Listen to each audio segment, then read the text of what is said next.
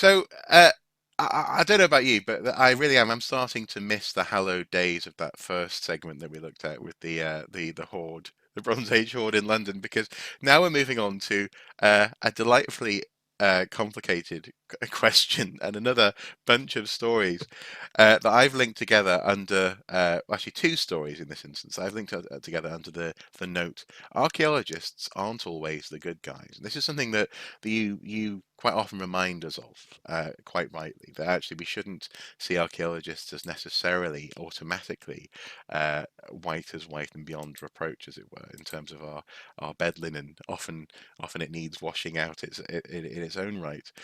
And uh, the first headline here is Whistleblower claims archaeological survey of Point of Fork was illegal, unethical, and unscientific. And I'm just going to invite you to elaborate on that.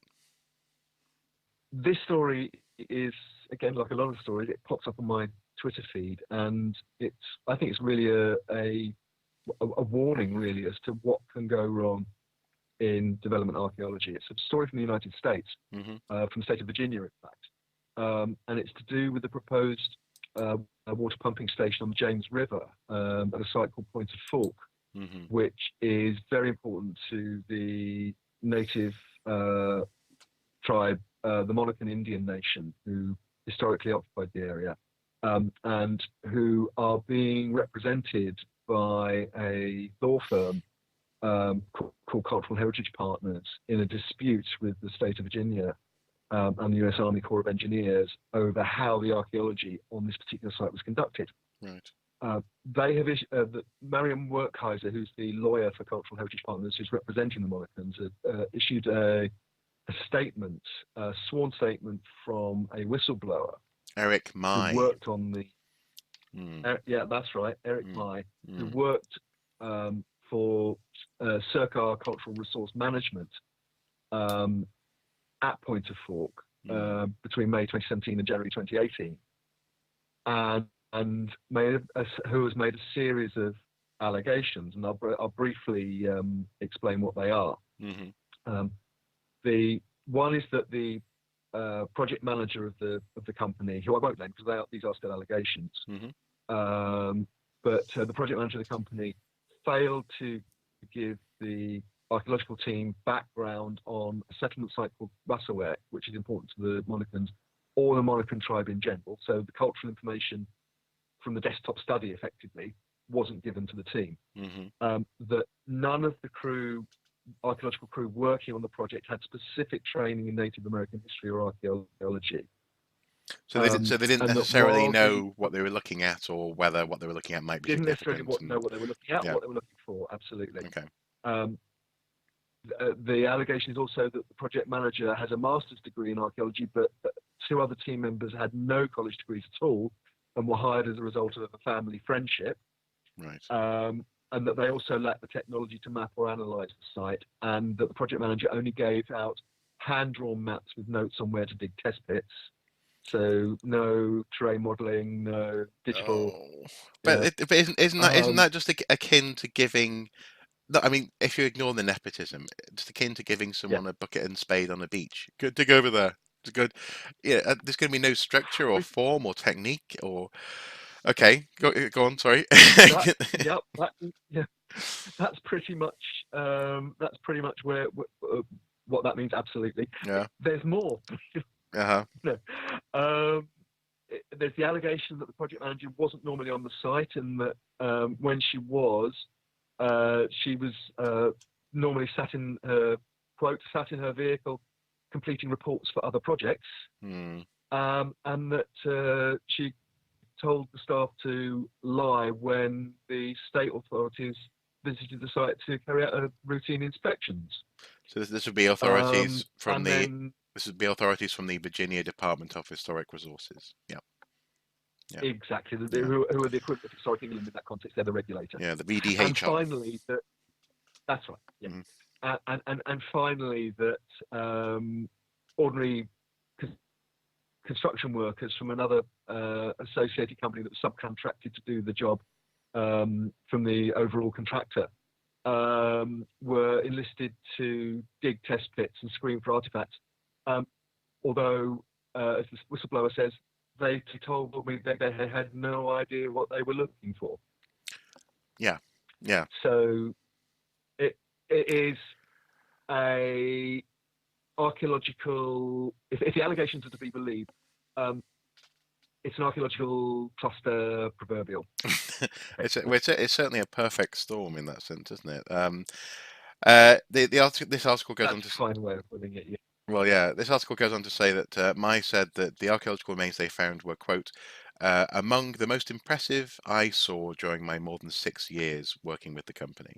He said that they found evidence of, quote, significant human habitation in almost every deep trench that they dug.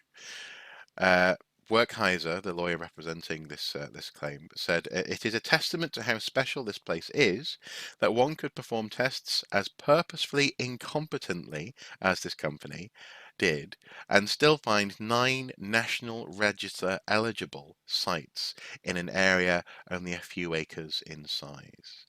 Uh, I mean, this sounds like this was seen as a nothing job, presumably because well, actually, this is kind of related to some of the cultural issues we are talking about in the previous segment. The other is seen as insignificant in this instance.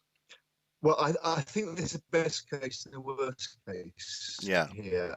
The best case is that yes, it's a case of incompetence, Mm. and it's a case of not that this would ever happen in the United Kingdom, of a contracting archaeological company underbidding on a project um, to get the work, and then facing up to the fact that it hasn't got the resources and hasn't to put into the project to complete it. Well, do you know, Um, a real best case scenario there would be bidding on something that you think is going to be essentially a nothing job. It's just going to be, oh, there's nothing in that field, we'll be fine, and then finding something that you're not prepared to find. That's the nicest way that you can put that, isn't it? yeah, I yeah, I think there's a worst case though, Yeah, and it's in some of the wording here. yeah. And again, these are only allegations, so I'm just throwing this out as a possibility. It's still being discussed and essentially litigated. And I should say that the background is that this is a multi-million-dollar joint venture between two counties in Virginia, Louisa County and Fluvanna County, Hmm. to carry millions of gallons of water for the local community. So it's a major water project, Right. right? Yes. So there's a lot of money at stake here, and it's a big infrastructure project. Hmm. But I think in some of the wording, the worst case is purposefully incompetent. Mm. The fact that there was no proper background briefing on the Native American issues and Hmm. so on, that the team had no particular training. It's a site, again, this would never happen in Britain, that a company would set out and configure a project not to find archaeology because that archaeology will get in the way of a development project. No. No. Mm. It would never happen in England. Well,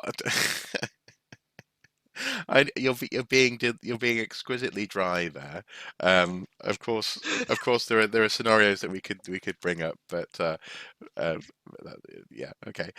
No, yeah, I see what you mean, and again, in that sense, the fact that someone is seeing this possibly as an opportunity to catch up on paperwork undermines the best Which case again, and reinforces the being worst. benevolent, say somebody who was overworked, under resourced, and was trying desperately to catch up with a workload that not simply wasn't a human being shouldn't be asked to bear.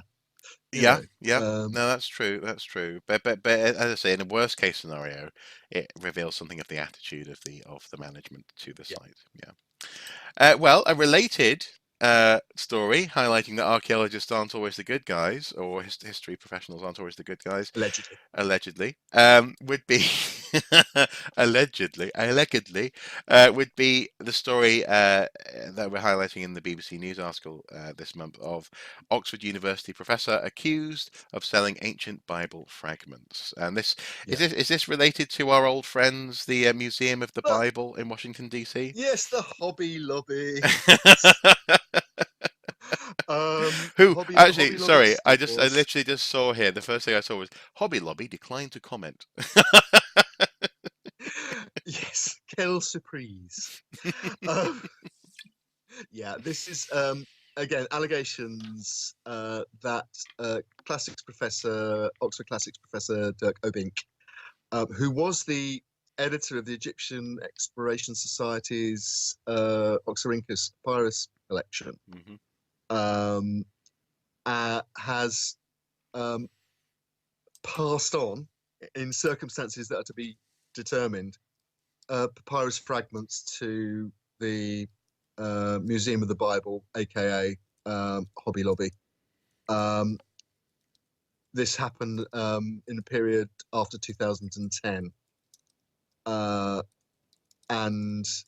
the Egyptian Exploration Society has said that Professor Obink has now been banned from access to the collection pending quotes clarification Right. after a 2013 contract reportedly for the sale of 4 texts from the collection to the Hobby Lobby stores. Um, and so it's a horrible mess, basically. Mm. But it appears on the face of it, and um, the there are the coverage I've seen that there are no direct quotes from Professor Obink, but Oxford University says we can confirm we're engaging with the Egyptian Exploration Society with regards to allegations concerning papyri from the Oxyrhynchus collection. The Yeah. university is conducting its own internal investigation to seek to establish the facts. In other words, again, there's a disciplinary process too. Yeah, yeah. So I'm just giggling because I'm just imagining the Oxford equivalent of Malcolm Tucker just coming in, slamming the door, and saying, "Sit down. What have you Yeah, done?" And it's what's known in basically, white. so go on. Yeah, Sorry. I think at the very least, Professor Obink is facing, I think, what in Whitehall is called a meeting without coffee or biscuits. Yes. Or without legs, eventually, even. Yeah, Well, yeah, if to be, actually we're being frivolous here, but I mean the if the allegations are true, it is really quite. yeah. Um, I don't know about unprecedented, but it's certainly it's almost unbelievable that somebody could the allegation because the allegation is that a senior academic Mm, with a particular curatorial and academic responsibility to a major international collection of papyri mm, has privately sold some of those texts to a private party in the United States for cash yeah, yeah. with no records or and so on. No. And I mean, well, so he's described here. mm, Incidentally, Professor Dirk, that's quite a cool name. Dirk Obink. yeah, He's described here as being a leading classicist, but this is, well, if it happened, again, allegedly, if it happened, this is shameful. Um, mm, if it didn't happen, uh, the question marks around this are going to have to be very, very carefully and clearly dispelled, such that his career um, can continue, if it yeah. can I continue. mean, I think to be fair, I mean, knowing how major media organisations work and how lawyered they are, Mm, the allegations that are here, and I'm looking in particular at again the BBC coverage. hmm. Um, it's it's pretty clear that something has gone on that is legally safe enough for them to publish Yeah, with as much detail as they have. yeah. Well, Um, but also then again, I mean, never mind Oxford. If I, I've said this before as well. If I was in charge of purchasing anything at the Museum of the Bible, I would just be like, I would say to everyone in my department, just stop buying things for a second, just stop for a moment, and let's just think about what we're doing here. But then again, obviously, there's all sorts of motives going on in terms of even the purchasing process for that institution. There's a reason why it's seen as why it raises eyebrows, shall we say, as a yeah, museum. Yeah, yeah. yeah.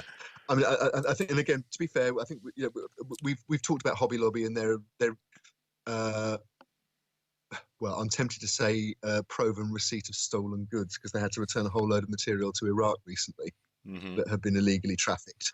Mhm. Um, but uh, there is a quote um, that that the Museum of the Bible, aka Hobby Lobby in Washington, uh, says it in a statement. There we go.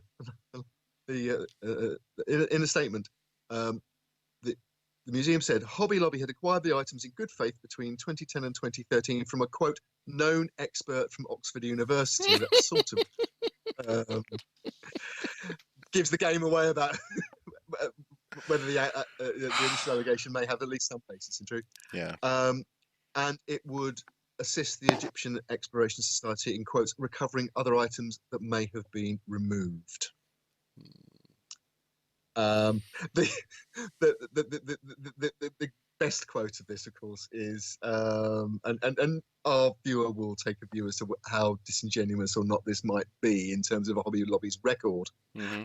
The company's statement also included the phrase that when it was referring to the having to return the thousands of artifacts that have come from primarily from Iraq, it said, quote, it didn't fully appreciate the complexities of the acquisition process.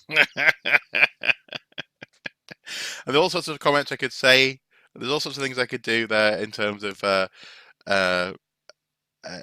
commenting on their ability to fully comprehend things. But I'm not going to. I'm going to be nice. I'm going to be nice.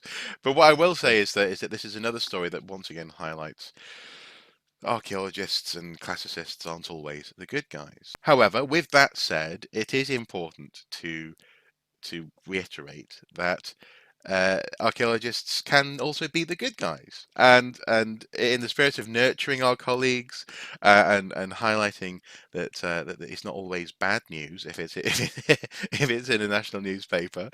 I'd Or on like the or on Watching Brief. or I'm watching brief. I'd like to highlight a story coming from the Sun newspaper.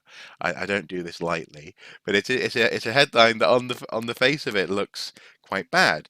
Battleground, where England was born, is finally uncovered, but archaeologists refuse to reveal where it is. And this reminds me actually of a story that we covered a little while ago now of a late Roman, early Saxon cemetery that wasn't being revealed for fear of night hawking and basically looters In in the Somerset, yeah. night. Yeah, in Somerset, where an archaeologist, Mark Horton, of the Coast TV series and a South Walian University, forgotten which one exactly, jumped in on that story and started criticizing the archaeologists for being so careful with the location of the site. And in this instance, the Sun is doing that. They are suggesting that a site that is the site of a battle, the Battle of Brunanburh, Brunanburh, in 937 AD. Supposedly between Saxons, including King Athelstan, who fancied himself the king of Britain at that time, and Vikings, is well, over the years, it's been suggested to have happened in various places, and people have been trying to narrow down exactly where the battle took place. And now, archaeologists appear to have come across a site that they think may well be the site. But, quote, the spot is being kept secret for now for security purposes. Uh, Wirral Archaeology has said that several eminent historians and academics have examined a range of evidence that we have collected, including physical artifacts, and have come to the conclusion that this may be the site. Um, but quite rightly, they are not only being tentative with their announcement, but they're also being very careful with revealing where this site is, because for very similar reasons. You need to protect the integrity of the archaeology, and that means stopping people from simply plucking stuff out of the ground like potatoes. So archaeologists, while it may well look, for example, from this headline, like they're also being the bad guys here as well, gatekeepers, one might even say, jealously guarding their access to archaeological evidence. In fact, this is actually a story about archaeologists being the good guys. So we're not always the good guys, but I think for the most part, archaeologists tend to act with integrity. I would say it's easy, I think, to fall into the trap that all news is bad news when it comes to the character of archaeologists and named individuals. That's true. Mm, That is certainly true. mm, I think, I mean, just on this story, I mean, obviously, it's a story about battlefield archaeology mhm. research, really. Just uh, and Mark Horton's a professor of archaeology at Bristol. Bristol, Uh, Bristol. yeah, Sorry, yeah, Bristol. um, yeah. Somewhere down there. Somewhere down there. My alma mater, Bristol. Give old Bristol and its phonetic L, Fair proper enough. due credit and whatever. But no, It, the Battle of Brunanburg, it's a sort of holy grail among British battlefield historians because it mm, is an unknown battlefield. It's been located in various places from Scotland to the south of England. oh, really? Right. Latterly, yeah, I Mm, mean, latterly the researchers pointed to uh, the northwest area around sort of Cheshire, the Wirral, hmm partly because of the involvement of a Viking army from Ireland. mm, That would be the likely invasion route. right. Yeah. Um, uh, Well, so it still is today. People come from Dublin to Holyhead all the time absolutely, on the ferry. yeah. I'm not going to make any jokes about what might happen in the event of Brexit about that. But anyway, No, no, that's we've just not avoided even the B funny. word so far We this time. have. We've done very well. Um, no, I mean, the thing is, as you say, if they're right, it's a great story, Yeah. and it will be the culmination of a lot of research by a lot of different people over a number of years now. hmm And again, on the security issue, battlefield archaeology is looking for some of the most ephemeral archaeology you can find, Mm, and often it's not even weapons. no. It, you have to infer it from concentrations of other objects. Yeah. But one of the things that relocated the battlefield of Bosworth was a wild boar badge that was turned up in Yeah. a gridded metal detector survey, which was very likely owned by one of Richard III's personal retainers, because Right. the wild boar was his badge. Yeah. Well, Um, in that sense, it's interesting, isn't it, that therefore it is these personal items, items of so solid items of clothing like buttons and toggles and things like that, or jewelry. in the case of a dark battle in the early medieval period like this one, it will be things like strap ends and Yeah. Yeah. fragments of broken weapons and that kind of Yeah, thing. and this is stuff that the context is so sensitive. It could be a matter of centimeters could change which individual that is perceived to have belonged to. It could change the picture of the understanding of the battle site itself, and especially if Exactly. someone's just going in there looking for, oh, found a Viking sword, yeah, then Yeah, they're not going to be bothered about that very sensitive context. So again, sure. archaeologists doing the right thing here, and they ought Yeah. to be But, praised. whether or not they've got it right, and let's hope they have, because if they have, it'll be a great discovery. Yeah, well, if Um, it's, next time I head home to North Wales, I'll stop by and have a look if they have found it. except Um, you won't know where it is. well, that's true. Well, no, I mean when it's announced, obviously, I'm looking at like, I'm gonna start. Yeah, I'm not gonna do anything illegal. Don't worry.